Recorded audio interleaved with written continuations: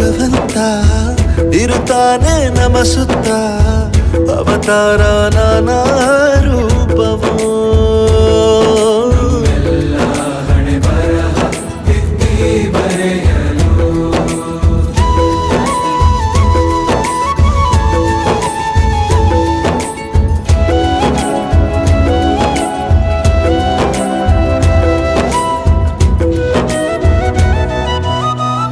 ಬಾಳಲ್ಲಿ ಲೆಕ್ಕ ಎಷ್ಟು ಮುಖ್ಯ ಎಂಬುದ ಬೆರಳಲ್ಲೇ ತೋರಿ ಕಲಿಸಿದ ಗುರುಗಳೇ.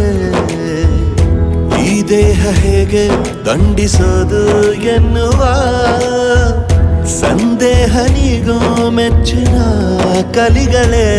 ಕನ್ನಡ ಕಂಡರೆ